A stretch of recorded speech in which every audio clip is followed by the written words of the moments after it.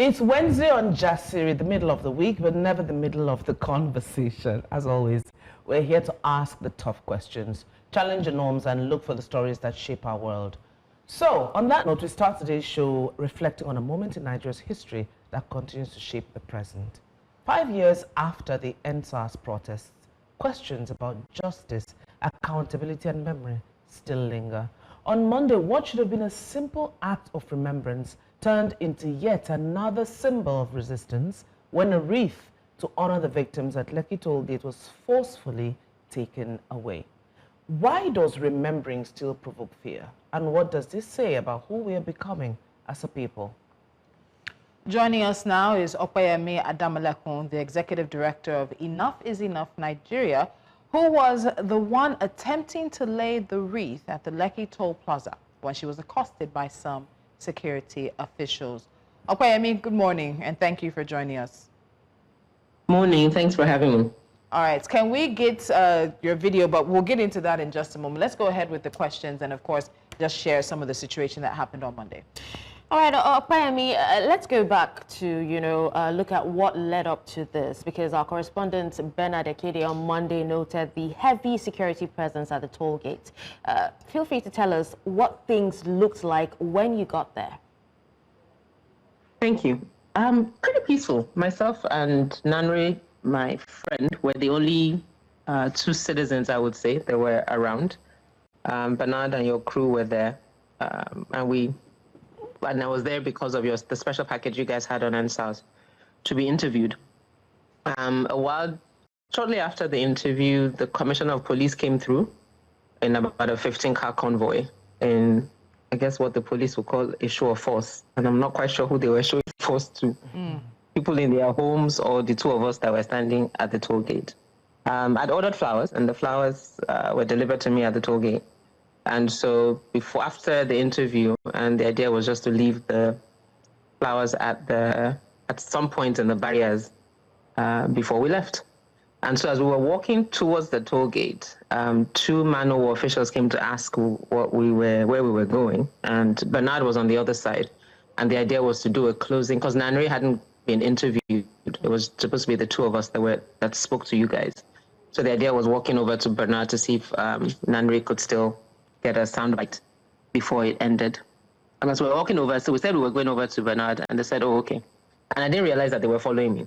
But they said the police asked them to ask. So they pointed at the police. There were 5 security formations at the toll gate on Monday. So there was the army, there was the police, there was civil defense, there was the Lagos State Security Network, and then there was also the man-o-war guys. So the man-o-war guy pointed to the police, and they said to ask where we were going. And we said we were going to the other side. And he said, okay. But he was following. I guess I didn't really get a sense that he was following because I was also trying to signal to Bernard that we were coming to where they were.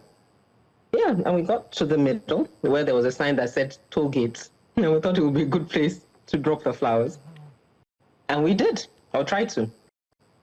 And then the footage that you have of them grabbing the flowers and just making a big deal out of you can't drop flowers here. I was like, it's a public space. I mean, by the way, I guess I wasn't really processing. I wish I'd remembered the man-o-war, they are volunteers. So it's not like they're actual security. I mean, they're not in the employment of the federal government or state government. I wish I'd remembered that at the time. I think I would have had a conversation with those volunteers around. Is this what you people are volunteering to do? To harass citizens on a public space? Okay, let me pause you very quickly. We're having a technical issue. We're going to take a quick timeout. We'll come back to this because it's really important for people to see the situation that went down at the toll gates and to also hear, as you were saying now, there is the NSCDC, the police, the army, the neighborhood watch, Lagos State Neighborhood Watch, and then also these man-o-war officials as well. We'll pick up from this when we come back from the break. Just stick around, please.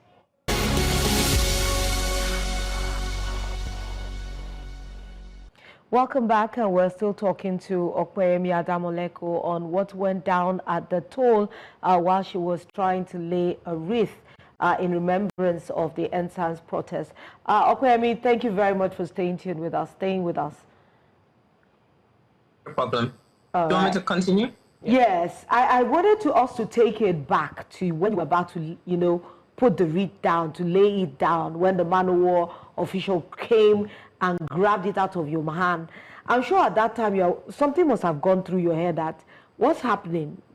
And after that, there were some conversations that was had after that, when they were destroyed, when the wreath was being destroyed. What was being said even at that time?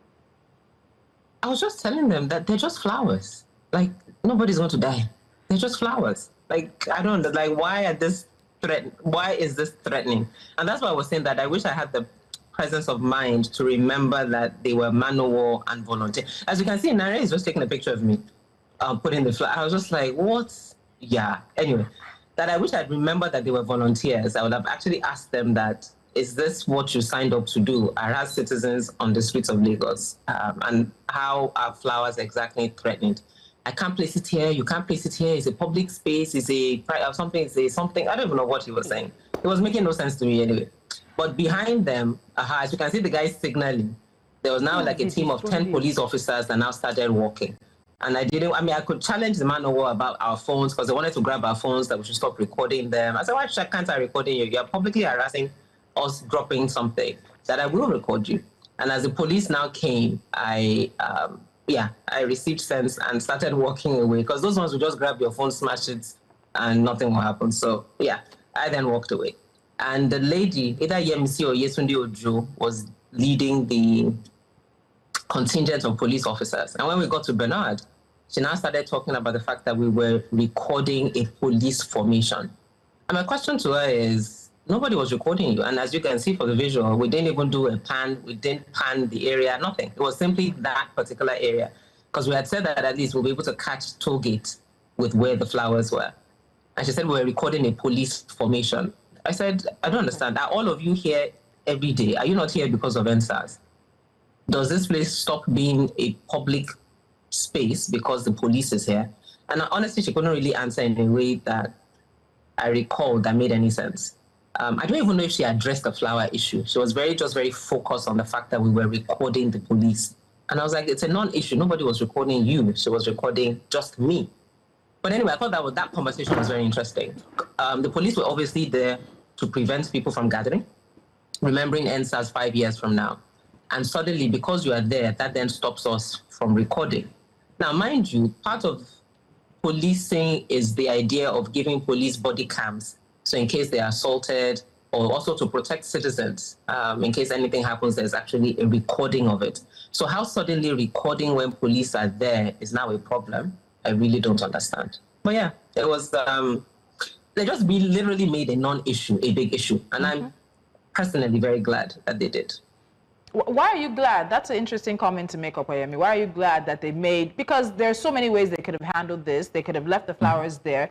The flowers may not have even lasted to the night, given the speed of the vehicles that passed there. They could have let you do it, and then 5 minutes after knowing you've walked away, they could have removed it. But just that engagement between yourself and man of war officials, which I also find quite interesting. The police sort of sent them forward to be the face of this engagement rather than police officers. But why are you happy that they made what was a non-issue an issue and what has now become a viral video?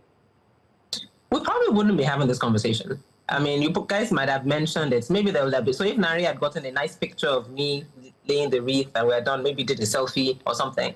So maybe in your reporting, you'll have posted the picture. But I don't think it would have garnered as much media attention if there was no altercation. Just the nature of media and the nature of what engages people's attention. And that's why I'm glad it happened. Yeah. And actually, by the time we were leaving, we were actually escorted. So my bag, I'd been dropped off at the toll gate, so I didn't have a car there. And I'd put my bag in Bernard's car. So when we were done, I went to Bernard's car to pick up my bag. And so the police suddenly came. I said I should move my car immediately. I said, it's not my car. I just took my bag out of it. And then they got 2 policemen to escort Nanre and I. So this was, the car was parked on the ShopRite side. And so as we were leaving, they got 2 policemen to escort Nanre and I through the toll gate to the other side. And I had such a good time talking to the police officers. I was like, this is such a flex. Like 2 women unarmed with 2 bodyguard escorts of police officers who were jobless, but to escort me from the toll gate. One of them was very stern-faced, didn't like the comments, didn't want to engage. And the other one was actually very pleasant, and he chuckled. So I was like, unfortunately, I can't take a picture to prove that I was escorted by police officers. That is such a flex. And he said, I don't need a picture now. And I said, if you met Davido, would you not want a picture to show that, like, otherwise it's your word against anybody's word, that you and Davido were hanging out? And he laughed. So yeah, it was unfortunate, but I mean, not surprising, to be honest. Not surprising. So we're here 5 years later. The events that went down shook Nigeria in October 2020. Let's fast forward a little bit from there to November 2021, when the report of a panel of inquiry found that the Nigerian military was culpable in the shooting and killing of unarmed citizens protesting against police brutality. In the report, which was leaked just hours after it was submitted to the Lagos state government, the panel found that there had been 48 casualties, including 11 people killed and 4 people missing during what it described as a massacre. Now, many of us were shocked by the fact that you just attempting to lay a wreath to remember and honor those who had lost their lives at the Lekki Tollgate on October 20, 2020 would lead to what we saw. Opeyemi, who is afraid of flowers? Who is afraid of people, of Nigerians remembering? And I think that is the word. Nigeria is afraid of its citizens remembering the atrocities of government and holding government accountable. And so if I use 2 end markers, I think post-independence, the first one, that main one, I would say would be the Civil War, the Biafran War. A war that we don't engage. I heard a point in time that they wanted to include the story in school curriculum. So they got a bunch of experts to write what that would look like, but they couldn't agree. So that didn't happen. Another marker was Half of a Yellow Sun, Chimamanda's book, whose backdrop was the Biafran War, that was turned into a movie and was banned. So if, as a people, I mean, history was removed from our curriculum as general education for many years. Nare did some research about it, and she said almost 4 decades, which was shocking to me. But it's now back. But just fundamentally, the whole idea of remembering, the whole idea of talking about, so Apo 9, Odi massacre, I mean, there are tons of things that have happened in our history that we don't talk about, that we don't engage. And more importantly, because we don't want to hold people accountable, or we don't want people to be held accountable. And one of the more common hashtags for SARS is who gave the order. So if you have a panel that has said that people were killed, that the army was there, and citizens were brutalized, but you cannot point to one individual in the army that was held accountable, that was dismissed. You can't point, I mean, part of the demands, 545 demands, what about police officers with specific names that were mentioned, their names escape me at the moment, and asking that they be prosecuted as a show of good faith, that the government was truly serious about prosecuting police officers that have terrorized citizens. You have Opeyemi Adamolekun, whose brother was disappeared, and a police officer told her that we killed your brother. So when you have multiple cases like that, and the government refuses to be held accountable, right now we're talking about the killings in the north. And the conversation is not even, are people being killed though? It's now, no, more Muslims are being killed than Christians.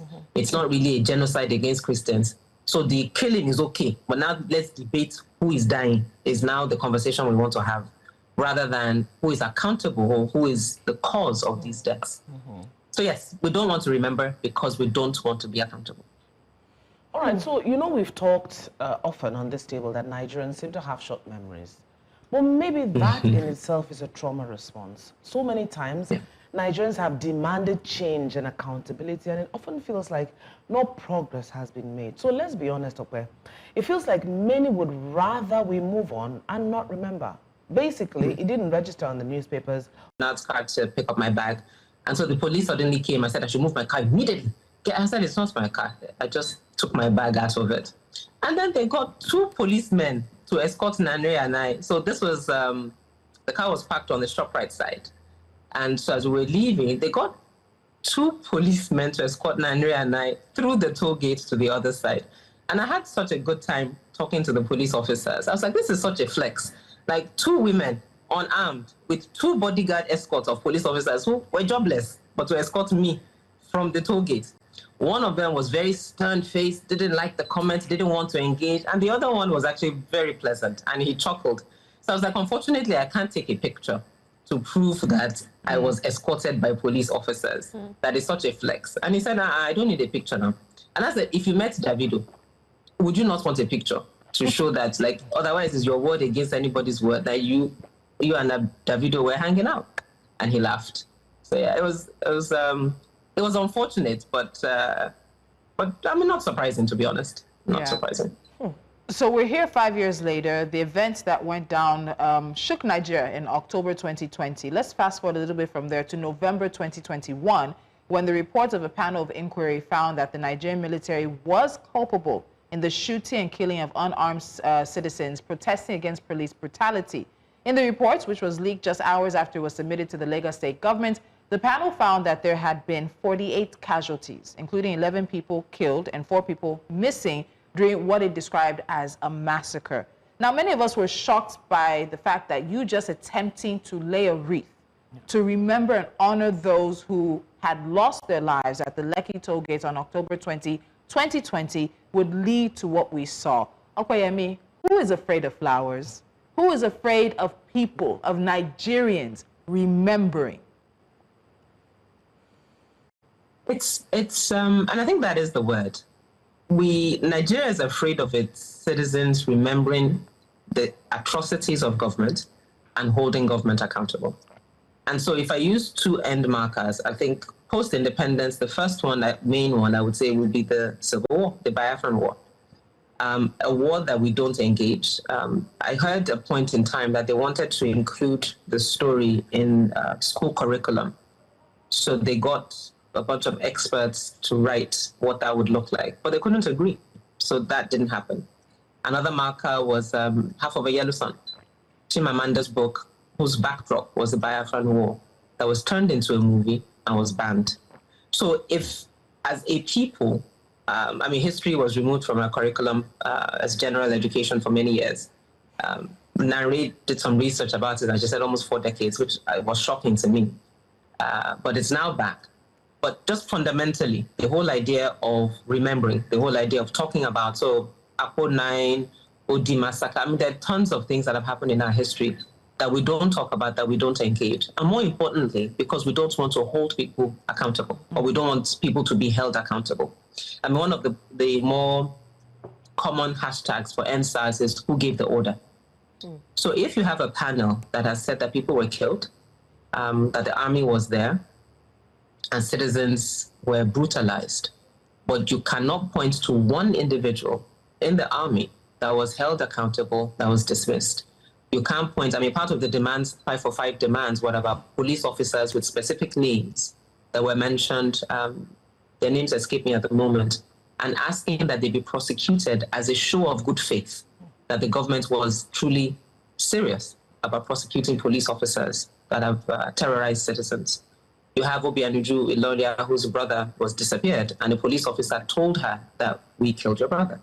So when you have multiple cases like that, and the government refuses to be held accountable, right now we're talking about the killings in the north. And the conversation is not even, are people being killed though? It's now, no, more Muslims are being killed than Christians. It's not really a genocide against Christians. So the killing is okay, but now let's debate who is dying, is now the conversation we want to have, rather than who is accountable or who is the cause of these deaths. So yes, we don't want to remember because we don't want to be accountable. All right, so you know we've talked often on this table that Nigerians seem to have short memories. Well, maybe that in itself is a trauma response. So many times, Nigerians have demanded change and accountability, and it often feels like no progress has been made. So let's be honest, Ope. It feels like many would rather we move on and not remember. Basically, it didn't register on the newspapers or even talking points on television, except for, you know, News Central here. So what does that say about us and the stamina needed to not only demand change, but see it through? What makes us in such a hurry to move on? I think, yes, short memories, but I think also, to your point, also a coping mechanism. As you were speaking, I was looking at Fowls's Instagram post on Monday. As of now, it's gotten almost 60,000 likes, about 5,000 odd retweets. Now, I say Files because I'd paid attention to his. I don't know other handles that might have posted something. And what that tells me is there's a untapped desire for people to do something, for people to say something, for people to act in some way. But we must not forget that this administration has made it very costly to speak, not just for citizens, but also for people in the media. So the fact that, and I have to really give kudos to the new central team and Toru for really making sure that it wasn't, the day did not go by without something being said in the media space. Other media platforms made a choice. Now, somebody engaged me later and said, oh, you guys didn't tell us you were doing something. And I said, did I need to tell you that something was happening for you to remember that people died at the toll gate? You really could have had a conversation about that without any citizen action at the toll gate. Yes, it gives you visual and you can interview people and you have content, but it doesn't stop you from remembering that people were killed. It doesn't stop you from remembering that citizens protested for a period of time. So the fact that our media is also, I dare say, a bit complicit in this silence, in this forgetfulness, or in this desire to move on, is a challenge that we have in the media space. And so I use Files as an example because I think in people engaging the post that he put out, for me, tells me that there's something there. And so it's, for us, a choice in how do we express that. Yes, we couldn't get, hundreds, 1,000 people out to mark NSAS at 5, but a symbolic gesture of just placing a flower tells you just how much the state is unwilling to engage. Yeah. And so when that is constantly what citizens face, there is something to be said for not necessarily short memory, even though that's there in the midst of all that we're dealing with. There's also self-preservation of the end of the day. To what end? So let's say, for the sake of argument, it wasn't man o' war. Sake of argument, it was a trigger-happy policeman. He came, grabbed the flowers, and maybe out of impulse, I did something, and his gun went off, and I died. Then what? Okay, well you guys will talk about it for a day. Maybe the police officer will be given early retirement, if that, and then what? So for a lot of people, it's really the then what? And that's why sometimes we hear the conversations of Nigeria is not worth dying for. And that influences people's actions as well. And I get it. Okay. Now, Opeyemi, the Lagos State Police Commissioner, Olondare Jimoh, stopped by the toll gate, and he spoke about, there being reforms that the police has effected since the NSAS protests. Now, there are the 5 demands, that were listed. So tell us, what progress has been made regarding the demand so far? So I think 1 was psychological evaluation of policemen, which hasn't been done. 2 was welfare. I think they tied to minimum wage. Their salaries were adjusted, but to the degree that, I do what's it called? The Jebu Road quite a bit. And it's just standard practice. Police officers are standing there, 100 naira, 200 naira, you squeeze it in their hands and they keep going. And they complain about their welfare. October 7, I was at the National Assembly the day Senator Natasha returned, and police officers were protesting the fact that they were not paid their pension. Wives were, I think it was the Police Officers' Wives Association, protesting their husbands not receiving their pensions. So welfare, again, debatable. Number 3 were the specific police officers that we mentioned being prosecuted. That also hasn't been done. Also, what I'm also looking for, releasing prisoners. So during the protest, prisoners were released, but there are a few men, to my understanding, that are still in prison. Rashid Williams and Wasil, forget Wasil's last name, who are still in prison. Now, though some of them were not even tied to NSAS on the day of, they were people that were roped, they were arrested like 5 days later and roped into it, that they were part of the protest. So the results on 5 for 5 is mixed. I definitely won't say all of it is a no, because the judicial panels were set up in, I think, 28 odd states. Lagos paid some compensation, Ekiti paid compensation, Osun, and I believe the FCT also paid some compensation. But justice is not just about money. Justice is also ensuring that the perpetrators are held accountable and pay for their crimes. Yeah. It is a crime to torture. it is a crime to assault? Is it a crime to arrest illegally and have people confess to crimes they did not commit? And we haven't seen the Nigerian police commit to that. But what we have also seen, in addition to reforms on paper, so for example, a reform on paper is that you cannot keep someone longer than 48 hours without getting a court order to detain them. There are people routinely kept longer than 48 hours. One of your colleagues in the space, Daniel Ojukwu, that happened to him in this very Lagos as well. And so, yes, we can talk about the reforms, but the real issue on paper, what was approved on paper, but the real issue is what is being implemented in the day-to-day operations of the Nigerian police force. You know, I'm listening and I'm wondering, where have we come to as a people? There was also a march on Monday in Abuja regarding the Nnamdi Kalu. We saw the police tear gas marchers. A new central crew was even assaulted by NSCDC personnel. When you look at that, and you look at the response to you, just wanting to lay a wreath, and all other things that happened in Nigeria since October 2020. What kind of picture does this paint for you of where Nigeria is? Do you worry that younger Nigerians see all this and they might actually become disillusioned or afraid to engage after all that's happened, seeing all the things that has happened thereafter? It is a bit of a worry that in self-preservation, we would choose not to engage. But I think what we must remind ourselves always is that this is the price to have a democracy. Because you don't engage in military rule, because in military, if you're under military rule, because the word of the military is law. But the idea and the notion of a democracy is that citizens are the ones that have power. Because citizens vote, they elect, we engage. But we are consistently abdicating our space and abdicating our responsibility, because these things are, and I look at what is happening on the screen now. This is a reporter talking to people with guns because he's reporting what is happening on the streets of Abuja, for example. Now, our police officers respond to that or don't respond to that, basically approving that behavior. But we must consistently say it's unacceptable. We must not get tired of saying it. We must not get tired of calling people out. We must not get tired of making police officers also work and live. They're people's family members. It's someone's uncle, it's someone's brother, it's someone's son. We must get comfortable making them uncomfortable in their bad behavior. It's not easy, and I get it, and I accept it. But it's a choice that we have to make. It's either we decide that we deserve better and we will show up for that, or we decide that this is the kind of life we want to live and allow people to consistently keep us quiet, make us afraid, and influence how we behave.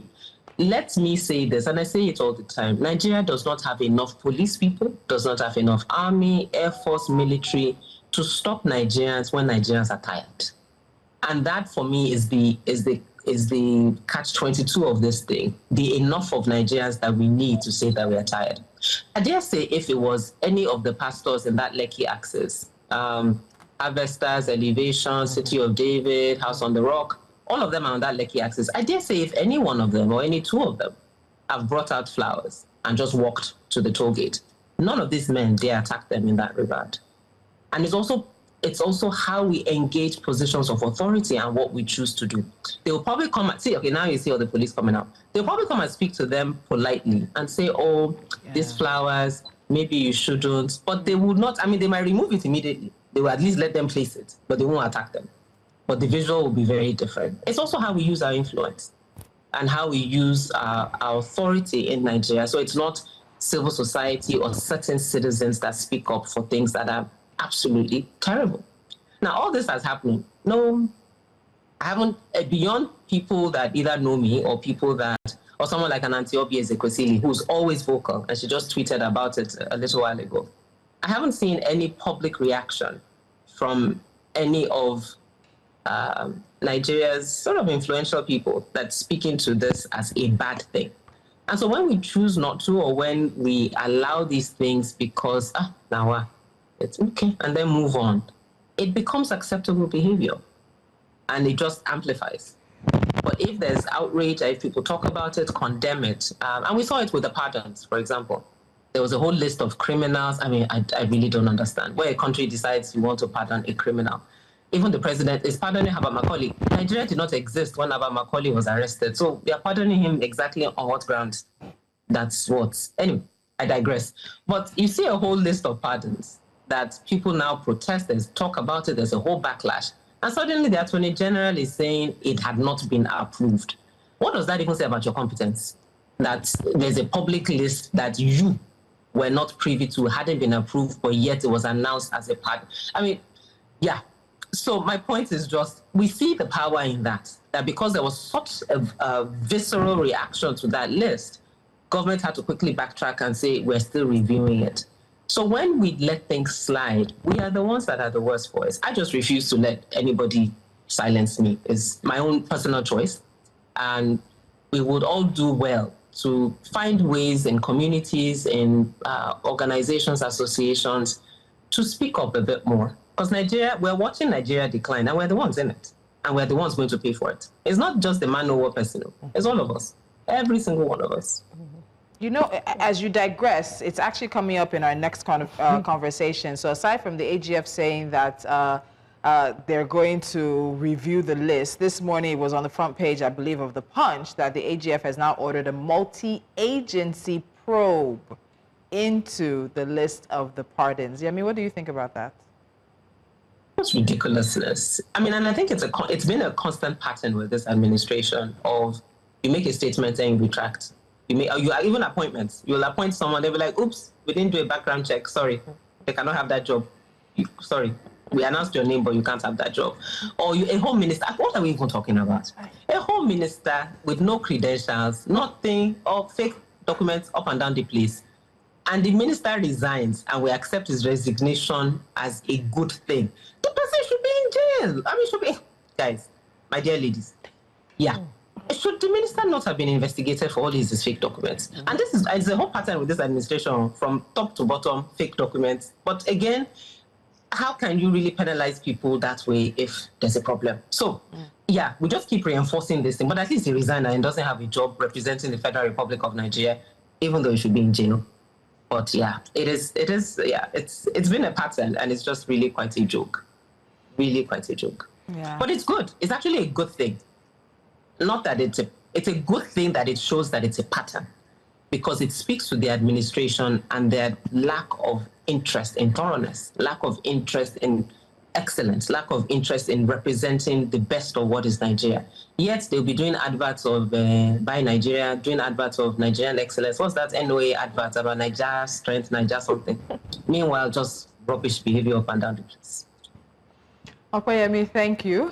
Thank you, as always, for keeping the fire going. You know, we have worked with EIE off and on, and there's also something that we're planning in the works coming very soon. But thank you for remembering when others did it and honoring those who lost their lives. We'll, of course, be talking to you again soon. Thank you so much. Thank you, ladies. Thanks for having me. All right. We'll take a break now. When we come back, we head to Abuja, and then we will give you the details of what is now front page news this morning. The Attorney General of the Federation of Nigeria says it's a multi-agency probe about the presidential pardons. You want to stick around for the details.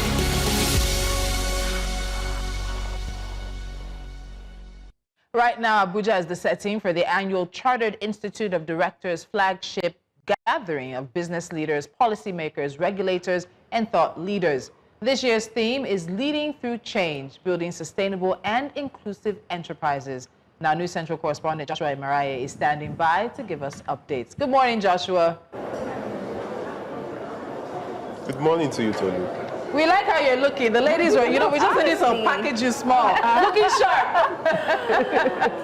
Good morning, Joshua. Tell us, has the annual Directors Conference started yet? What is the situation there?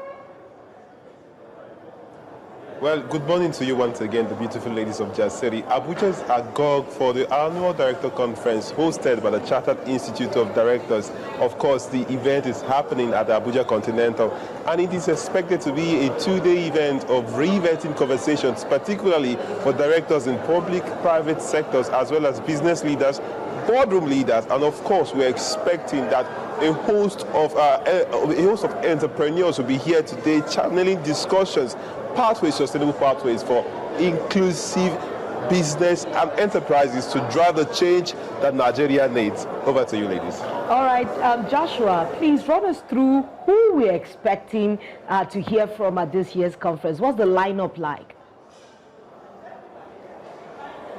Of course, we are expecting a host of thought leaders, particularly the President of Nigeria, that is the President of Bola Tinubu.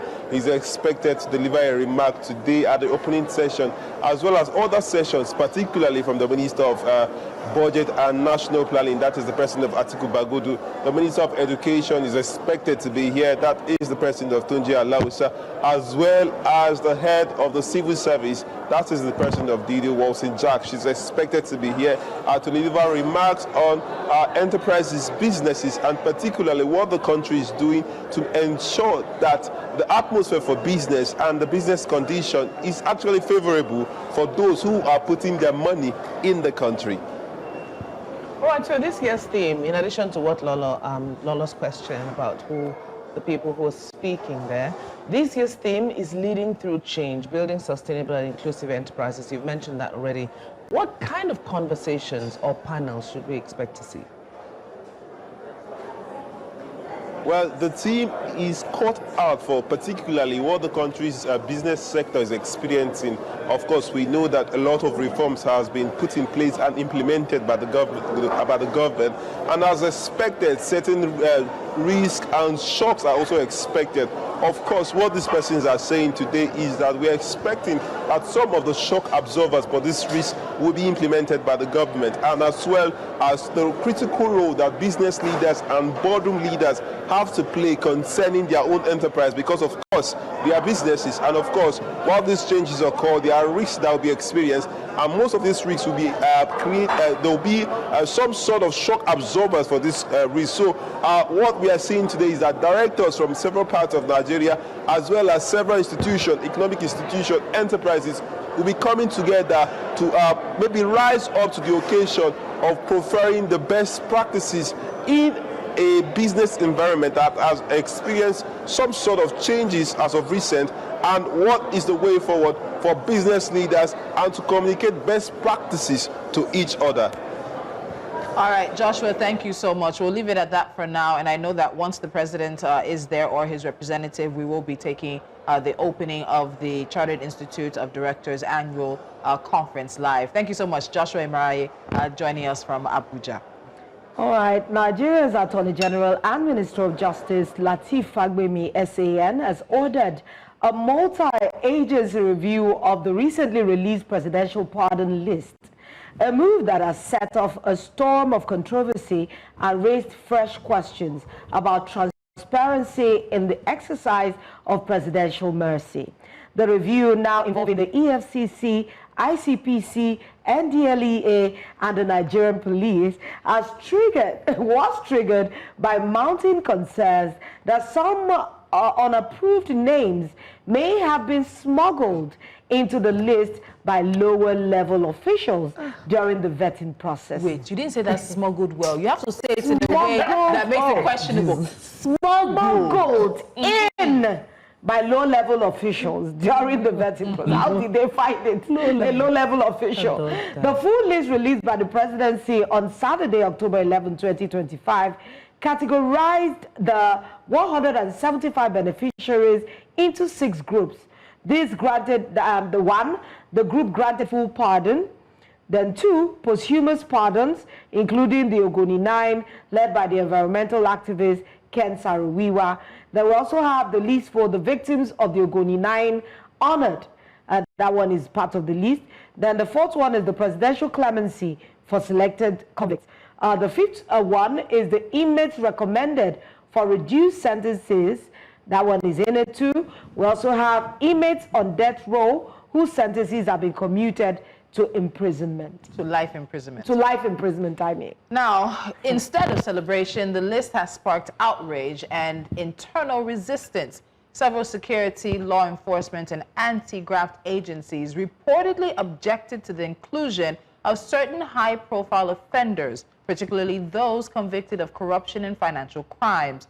The Attorney General's office has since moved to pause the implementation of the pardons pending a thorough investigation. Sources within the ministry suggest that over half of the names could be dropped before the final approval reaches President Bola Tinubu's desk. Now, President Tinubu had earlier invoked his constitutional prerogative of mercy following the Council of State meeting October 9th, 2025, with Attorney General Opeyemi announcing that clemency had been granted to 175 convicts and former convicts, including figures such as Major General Maman Batsa, Professor Magaji Garba, and Miriam Sanda.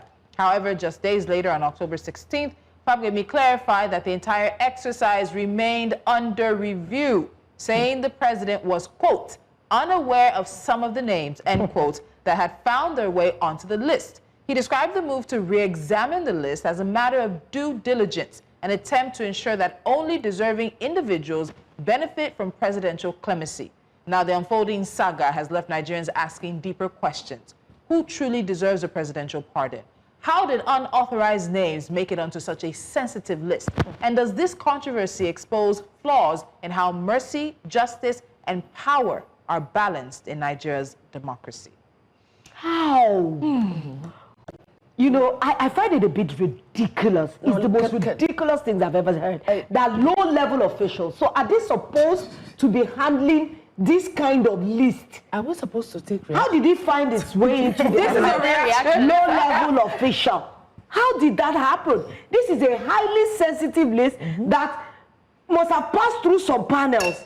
It's not like somebody just drew up in the first list, you know, like in their office on the table. Before it was announced publicly, and we, the press, had access to it to look at it.